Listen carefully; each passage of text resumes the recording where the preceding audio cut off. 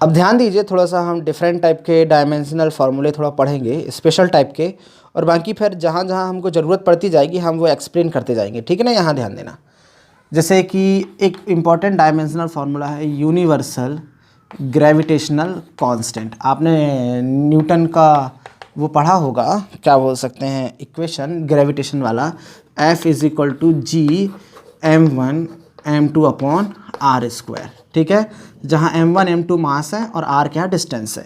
तो देखो ज़रा ध्यान देना, इसको क्या लिख सकते हैं, g is equal to F R square upon m1 into m2। इसका डायमेंशनल फार्मूला निकालना बहुत आसान है, इसका डायमेंशनल फार्मूला निकालना, ठीक है। निकालते कैसे ज़रा देखो, न्यूटन को क्या लिख सकता हूँ मैं, नॉर्मल किलोग्राम मीटर पर सेकेंड स्क्वायर, और इसको क्या लिख सकता हूँ भाई मैं, मीटर स्क्वायर लिख सकता हूँ, डिस्टेंस को मीटर स्क्वायर, और इसको क्या लिख सकता हूँ, किलोग्राम इंटू किलोग्राम। तो 1 किलोग्राम से 1 किलोग्राम को कर दो कैंसिल। देखो अब नॉर्मल तरीका अपनाएंगे, इसको ला लो ऊपर, किलोग्राम इनवर्स चलने दें, मीटर की पावर 3, और ये ऊपर आ जाएगा सेकेंड की पावर 2। ये इसकी यूनिट हो गई, किसकी यूनिट हो गई हमारी, ये इसकी यूनिट एक्चुअल में हम लिख सकते हैं इसको न्यूटन मीटर स्क्वायर पर किलोग्राम स्क्वायर। पर डायमेंशनल यदि मैं बात करूँ फंडामेंटल क्वांटिटी में, ये भी यूनिट है हमारी, कोई इशू नहीं है। तो इसे मैं क्या लिख सकता हूँ, m inverse L3 S inverse 2, sorry T inverse 2, माफ़ करना। ये क्या हो गया, इसका डायमेंशनल फार्मूला हो गया, किसका, जी का, मतलब न्यूटन्स ग्रेविटेशनल कांस्टेंट का, ठीक है ना। ये क्या हो गया, हमारा डायमेंशन फार्मूला हो गया। एक और होता है coefficient of viscosity, coefficient of viscosity, coefficient of viscosity, ठीक है ना। ज़रा ध्यान देना, कोफिशिएंट ऑफ विस्कोसिटी क्या होता है, पहले विस्कोसिटी समझ लेते हैं। जैसे मान लेते हैं मैं अपना हाथ इस बोर्ड में से सरकाऊँ तो फंस रहा है मेरा हाथ, एकदम स्लिप नहीं हो रहा, एकदम फंस रहा है। अगर इसमें ऑयल ग्रीस लगा दूँ तो सट से ऐसा खसक जाएगा वो, ठीक है, पर इसमें फंस रहा है। क्यों फंस रहा है, क्योंकि मेरे हाथ और इस बोर्ड के बीच में क्या हो रहा है, फ्रिक्शन हो रहा है, ये सॉलिडों के बीच में का फ्रिक्शन है। ऐसे ही लिक्विड जब फ्लो होता है तो उनकी लेयर के बीच में भी क्या होता है, फ्रिक्शन होता है। ये आप विस्कोसिटी जब हम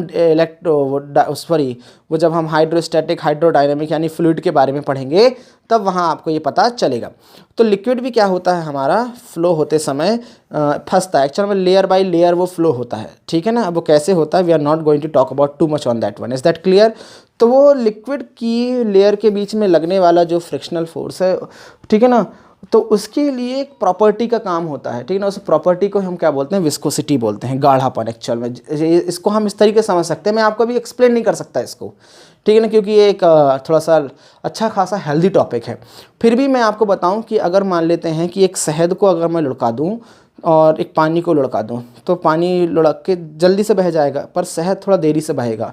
तो वो बहने की जो प्रॉपर्टी है उसमें जो रुकावट है, जो गाढ़ा है वो कम बहेगा और जो पानी है वो जल्दी बह जाएगा। तो ये जो प्रॉपर्टी है वही क्या है, विस्कोसिटी कहलाती है, ठीक है ना। अगर कोई लिक्विड ज़्यादा गाढ़ा है, बहने में थोड़ा टाइम ले रहा है तो ज़्यादा विस्कस है, और जो पट से बह जा रहा है उसे हम क्या बोलेंगे, कम विस्कस लिक्विड बोलेंगे, या फिर हम इस तरीके से उसको समझ सकते हैं। इसको बहुत डिटेल में समझेंगे हम, बहुत डिटेल में, ठीक है। तो इसके लिए क्या है, हमारा जो विस्कस फोर्स जो है F, वो डिपेंड करता है coefficient of viscosity, area of layer और उनकी वेलोसिटी ग्रेडियंट के बीच में, ठीक है ना। किसके बीच में, वेलोसिटी ग्रेडियंट, इन चीज़ पर क्या करता है, वो डिपेंड करता है हमारा कोफिशिएंट ऑफ विस्कोसिटी। ये विस्कस फोर्स है, विस्कस फोर्स मतलब लिक्विड की लेयर के बीच में लगने वाला फ्रिक्शन। तो कोफिशिएंट ऑफ विस्कोसिटी हमको निकालना है, तो क्या लिखेंगे, F upon A dV upon dx। तो इसकी क्या होगी भाई, न्यूटन, न्यूटन मतलब कि किलोग्राम मीटर पर सेकेंड स्क्वायर। एरिया का कितना हो जाएगा भाई, मेरा एरिया का हो जाएगा मीटर स्क्वायर। और यहाँ देखो इसको क्या लिख सकते हैं, वेलोसिटी है, भले जो भी हो, dV अपॉन dx, मतलब change in velocity upon change in time है आखिर वेलोसिटी। तो इसको क्या लिख सकते हैं, मीटर पर सेकेंड, और इसको क्या लिखेंगे, मीटर, मीटर से मीटर कैंसिल हो गया। तो यहाँ जो मेरे को मिला, किलोग्राम मीटर पर second square upon metre square पर सेकेंड, ये समझ ध्यान दो, मीटर स्क्वायर पर सेकेंड, ये बचा मेरा। अब मैं क्या करूँगा, इन सब क्वांटिटी को सिंपल तरीके से लिखने की कोशिश करूँगा, किलोग्राम मीटर, और ये ऊपर जाके मीटर की पावर -2 और ये नीचे कितना है मेरा, ध्यान देना, ये नीचे की क्वांटिटी ऊपर लाना है तो कितना हो जाएगा -2 और ये ऊपर आ जाएगा सेकेंड। समझ में आ रहा है ना आपको, ये नीचे जाएगी तो इसको ऊपर लाने की कोशिश करूँगा तो कितना हो जाएगा, कितना हो जाएगा -2 और ये नीचे वाली डायरेक्ट ऊपर आ जाएगी इतना। तो यहाँ देखो kilogram metre inverse second inverse, so dimensional ml inverse t inverse, that is the dimension of coefficient of viscosity. ठीक है, ये हमारे क्या हैं छोटे छोटे से थोड़ी सी स्टैंडर्ड वाले क्या हैं हमारे वो डायमेंशनल फार्मूले हैं। जैसे थर्मोडायनेमिक्स का ये लेके बता देता हूँ, थर्मोडायनेमिक्स का आप कर लीजिएगा लेकिन फिर भी बताता हूँ मैं आपको। जैसे यूनिवर्सल गैस कांस्टेंट R, ठीक है ना, यूनिवर्सल गैस कांस्टेंट R, तो इसके लिए आइडियल गैस इक्वेशन होता है PV = nRT, ठीक है ना, जहाँ P pressure, V volume, N number of mole, we will discuss about it, R universal gas constant और T यहाँ पर टेम्परेचर है। ठीक है, तो R की वैल्यू निकालना है मेरे को, तो R कितना हो जाएगा, R हो जाएगा PV/T। नंबर से कोई मतलब नहीं है, डायमेंशनल फार्मूले नंबर को एक्सप्लेन नहीं करते, ये हम बाद में पढ़ेंगे, ठीक है ना, तो नंबर से कोई लेन देन नहीं है हमारा। तो कितना हो जाएगा यहाँ पर PV 1 मोल के लिए यदि मैं निकालना चाहूँ तो कितना हो जाएगा, R P जो होता है वो होता है प्रेशर, P क्या हो गया प्रेशर, V हो गया भाई वॉल्यूम और T जो हो गया टेम्परेचर। स्टार्ट करें तो देखो कितना आएगा मेरा, ध्यान देना। R इसकी यूनिट होती है एक्चुअल में जूल पर केल्विन, इसकी यूनिट क्या हो जाती है मेरी, जूल पर केल्विन। मेरी बात समझे, क्या होती है जूल पर केल्विन, डायरेक्ट भी निकाल सकते हैं लेकिन मैं आपको समझा देता हूँ क्या है। प्रेशर का कितना होता है ml inverse T inverse 2, volume का कितना होगा भाई L3 और टेम्परेचर का कितना होगा थीटा, कोई दिक्कत नहीं, तो कितना आएगा ml2 T इनवर्स 2, आखिर हो गया ना जूल मतलब वर्क का, और थीटा ऊपर आ जाएगा तो कितना हो जाएगा theta -1, that is the dimensional formula of universal gas constant. ठीक है, तो ये हमारे बेसिक टाइप के फार्मूले हैं जिनको आपको लर्न करना है। हम इसके बाद इलेक्ट्रिसिटी के 2-4 डायमेंशन पढ़ेंगे, फिर हम अपने इसको डायमेंशनल फार्मूले का यूज़ करेंगे, एक्सप्लेन करेंगे why do we study that one and what is the use of the dimensional analysis in our physics. Is that clear, just note it.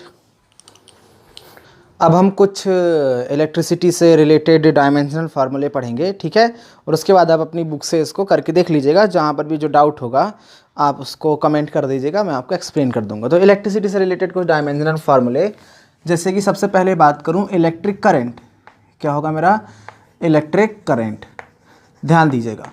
तो इलेक्ट्रिक करंट को मैं क्या लिख सकता हूं, आई से डिनोट करते हैं, आपको पता है ना आई, और इसको नापते हैं किससे, एम्पियर से, इसका मतलब इसकी यूनिट एम्पियर है, और इसे सिंपल किससे, ए से लिख देते हैं।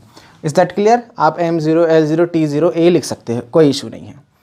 पर एक आपके पास एक क्वांटिटी आएगी इलेक्ट्रिक चार्ज, किसकी बात कर रहा हूँ मैं, इलेक्ट्रिक चार्ज, उसे हम Q से डिनोट करते हैं, इसकी यूनिट कूलम्ब होती है, ठीक है ना। ये क्यों होती है इसको आप 12th क्लास में पढ़ेंगे, इज़ दैट क्लियर, या फिर आपने 10th क्लास में इसको पढ़ा होगा। एक्चुअल में इसको समझाने के लिए मैं बोल सकता हूँ कि करंट इज इक्वल टू कितना होता है, rate of flow of charge. Is that clear, rate of flow of charge, ये हमारा क्या है, इसको हम इस तरीके से एक्सप्लेन करते हैं, ठीक है। तो इसे 12th क्लास का जब लेक्चर बनाया जाएगा तब आपको वहाँ पर एक्सप्लेन करेंगे। तो मैं इसे क्या लिख सकता हूँ, Q is equal to IT लिख सकता हूँ, ठीक है ना। I किसके लिए हो जाएगा मेरा, एम्पियर के लिए, और T टाइम के लिए। तो इसे क्या लिखा जा सकता है, एम्पियर इंटू टाइम। इसे इस तरीके से भी क्या कर सकते हैं, हमें एक्सप्लेन कर सकते हैं कि इसको इलेक्ट्रिक चार्ज को डिनोट कर सकता हूँ मैं किससे, I से। अगर बात करूँ पोटेंशियल, इलेक्ट्रिक पोटेंशियल या फिर इलेक्ट्रिक पोटेंशियल डिफरेंस हो, आप जो लिखना चाहें वो आप पर डिपेंड करता है। इसे कैपिटल V से डिनोट करते हैं, you have studied that one in Ohm's law. Is that clear, what exactly I want to tell here. So इसको क्या बोलते हैं, आपने पढ़ा होगा, work done to bring unit charge from infinity to any point inside the electric field. Is that clear? So that is the electric potential. तो work upon charge, तो work को क्या लिख सकते हैं, ml2T इनवर्स 2 अपॉन कितना हो जाएगा हमारा AT। आई थिंक आपको समझ में आ रहा होगा कि जो मैं बोल रहा हूँ आपसे। तो इसको सॉल्व करेंगे कितना आएगा, ml2 ऊपर जाएगा तो कितना हो जाएगा T inverse 3 A inverse, that is the formula of potential. और electric potential actually if I to tell about the resistance, you know resistance are that is V upon I, ठीक है, V अपॉन आई। आप इसे solve कर सकते हो direct, आप potential का और करंट का रख के भी आप इसको सॉल्व कर सकते हो, या तो अलग अलग निकाल सकते हो, वो आप करते रहना। मैं आपको बता देता हूँ कैसे निकालना है इसको, ठीक है। तो अगर नॉर्मल तरीके से देखना चाहो तो इसका कितना होगा, mL2 T inverse 3 A inverse, और नीचे कितना है करंट का AT। Is that clear? ये हमारा किसका है, इलेक्ट्रिक पोटेंशियल का और एक करंट का। तो कितना आएगा, no issue, mL2 T inverse 4 A inverse 2, ये आपका किसका होगा, रेजिस्टेंस का हो गया। मतलब आप इसको इस तरीके से क्या कर सकते हो, आप कैलकुलेट कर सकते हो। जैसे इसमें एक इलेक्ट्रिक फ्लक्स आएगा, मैग्नेटिक फ्लक्स आएगा, कुछ नहीं करना है आपको, बस थोड़ा थोड़ा सा क्या करना है, एक क्वांटिटी के दूसरे क्वांटिटी का मतलब मेन रिलेशन पता हो जाए आपसे, तो आप उसका डायमेंशनल फार्मूला निकाल सकते हो। और डोंट वरी अबाउट इट, अगर आप नहीं निकाल पा रहे हो तो भी कोई दिक्कत नहीं, आप धीरे धीरे करके निकालना सीख जाएंगे। अब जैसे मैंने यहाँ पर इलेक्ट्रिक फील्ड का बताना भूल गया, तो इलेक्ट्रिक फील्ड के लिए क्या होगा, इलेक्ट्रिक फील्ड का आएगा भाई अपना फोर्स अपॉन चार्ज। फोर्स का कितना है, mL T इनवर्स 2, कोई दिक्कत नहीं है। चार्ज का कितना हो गया, AT। एक्चुअल में यदि आपको ये पता चल जाए कि ये जो हमारी जो जिस क्वांटिटी के बारे में हम बात कर रहे हैं वो किस किस क्वांटिटी से मिलकर के बनी है, तो आप उसे एक्सप्लेन कर सकते हो और उसका डायमेंशनल एनालिसिस निकाल सकते हो। ये नॉलेज डायमेंशनल फार्मूले बनाने के लिए और समझने के लिए मोर देन इनफ है। तो कितना होगा, इसको सॉल्व करते जाए, mL T inverse 3 A inverse, no issue. एक कैपेसिटेंस होता है, कैपेसिटेंस, ठीक है। तो कैपेसिटेंस क्या होता है, कैपेसिटर की एक प्रॉपर्टी है कि मतलब वो कितना चार्ज होल्ड कर सकता है, कुछ ऐसा है। तो C इज इक्वल टू कितना है, Q अपॉन V, ये आपका फॉर्मूला है। कैपेसिटेंस को C से डिनोट करते हैं, किससे डिनोट करते हैं हम कैपेसिटेंस को, C से। तो C इज इक्वल टू कितना हो जाएगा, Q अपॉन V। तो Q क्या है, अपना चार्ज है, और ये क्या है, हमारा वोल्टेज है। तो इसकी यूनिट हम फैरड लिखते हैं, इसकी यूनिट क्या लिखते हैं, फैरड लिखते हैं, या फिर आप इसको लिख सकते हो कूलम अपॉन वोल्ट भी लिख सकते हो, ठीक है ना। इसकी यूनिट कितनी हो जाएगी आपकी, न्यूटन पर कूलम हो जाएगी। वो समझ में आ जाता है आपको कि कैसे कैसे यूनिट को डिनोट करना है। तो चार्ज का कितना हो गया, नो इशू, AT। वोल्टेज का कितना हो गया अपना, mL2 T inverse 3 A inverse, ये अभी हमने लिखा है mL2 T inverse 3 A inverse. Is that clear? तो यहाँ पर क्या लिख सकते हैं, C इज इक्वल टू, ऊपर ले जाएंगे इसको, हमारा काम क्या है, हम इसको ऊपर ले जाएंगे। तो कितना आएगा, mL इनवर्स 2 T की पावर कितना हो जाएगा, 3, तो 4 T 4 A 2, ठीक है ना। वो आप सॉल्व करते रहना, आपको यहाँ से बन जाएगा, आपको क्लियर है। हाँ, ये जो है ऊपर जाके कैसा हो जाएगा, नेगेटिव में। कैसा आ जाएगा मेरा ये, नेगेटिव में, ठीक है। अगर कोई गलती वलती हो जाती तो आप उसको करेक्ट कर लेना, वैसे कुछ गलत वलत है नहीं यहाँ पर, ठीक है। तो आप इस तरीके से क्या कर सकते हो, इसको भी कैलकुलेट कर सकते हो। आप खुद देखो, वोल्टेज का हमने निकाल लिया, no issue, mL2 T inverse 3 A inverse. अब ऑब्वियसली जब ऊपर जाएगा तो m inverse L inverse 2 T inverse की जगह क्या हो जाएगा, पॉजिटिव में आ जाएगा 3, और A भी किस में आ जाएगा, पॉजिटिव में। तो ये ऊपर जो है A जुड़ के यहाँ पर 2 हो जाएगा, और T कितना हो जाएगा, 4 हो जाएगा, ठीक है। ऐसी बहुत सारी क्वांटिटी हैं आपके पास, इंडक्टेंस है, आपका फ्लक्स है, ये सब क्या कर सकते हो, आप इसको एवेल्युएट कर सकते हो, ठीक है ना, कोई इशू नहीं है। एक जैसे एक क्वांटिटी आती है परमिटिविटी, ध्यान रखना कौन सी बोलती है, परमिटिविटी, एप्सिलॉन नॉट बोलते हैं इसे। ये एक ग्रीक वर्ड है, एप्सिलॉन बोलते हैं इसे, ये ई नहीं है, ये एप्सिलॉन है, और इसके नीचे लगा हुआ है 0, तो हम इसे एप्सिलॉन नॉट बोलते हैं या फिर एप्सिलॉन 0 बोलते हैं। एक्चुअल में कूलम्स लॉ जो है उसमें हमको एक फार्मूला मिलता है, 1/4 पाई एप्सिलॉन नॉट इंटू के डाइलेक्ट्रिक कांस्टेंट होता है, Q1 Q2 upon R square, जहाँ Q1 Q2 जो चार्ज हैं और ये R क्या है, उन दोनों चार्ज के बीच की डिस्टेंस है। तो हमें ये जो क्वांटिटी जो है ये परमिटिविटी कहलाती है, ठीक है। When you will study the electrostatic, on that time I will deal with it, but exactly today what I am going to tell you about the only dimensional formula of epsilon naught. Is that clear? So what will be dimensional formula of this one? So just forget about the constant, ठीक है। एक बात और ध्यान रखना कि dimensional analysis में we can not evaluate the constant, हम कांस्टेंट को एवेल्युएट नहीं कर सकते। एक्चुअली हम कांस्टेंट को समझा नहीं सकते जो कि रियल नंबर में हो, ठीक है। हम उसको बारे में भी डिस्कस करेंगे, उसकी लिमिटेशंस है, क्यों नहीं कर पाते, और हम इसको अभी थोड़ी देर बाद पढ़ने वाले हैं, ठीक है।